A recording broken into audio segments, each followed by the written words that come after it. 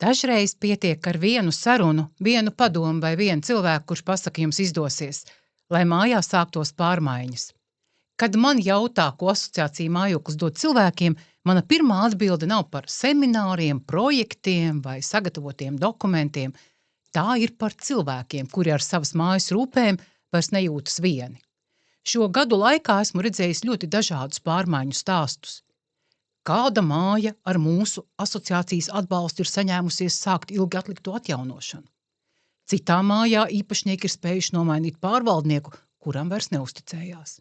Vēl kādā viss sākās pavisam vienkārši, ar kopīgu talku. Kaimiņi beidzot iepazinās, sāka sarunāties un saprata, ka kopā spēj paveikt daudz vairāk. Taču asociācijas lielākā vērtība, manuprāt, ir cilvēki un atbalsts, ko viņi sniedz cits citam. Te gandrīz vienmēr ir kāds, kurš līdzīgai situācijai jau ir izgājis cauri. Kāds palīdzēs ar padomu, cits ieteiks uzticamu meistaru vai speciālistu, vēl kāds padalīsies ar dokumentu paraugu vai vienkārši pateiks, nebaidies, arī mēs tam izgājām cauri un mums izdevās. Dažreiz tieši šī viena saruna cilvēkam dod drosmi sākt rīkoties. Mēs palīdzam saprast, ka pārmaiņas mājā ir iespējams. Tās sākas ar zināšanām, godīgu sarunu un cilvēkiem, kuri ir gatavi uzņemties atbildību.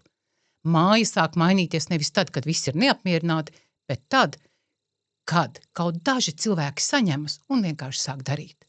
Un ieguvējs nav tikai viens asociācijas biedrs vai viena māja. Sabiedrība iegūst zinošākus un atbildīgākus dzīvokļu īpašniekus, drošākas un sakoptākas mājas, stiprākas kaimiņu attiecības un cilvēkus, kuri prot sadarboties. Jo māja nav tikai sienas, jumts un rēķini. Māja ir cilvēki.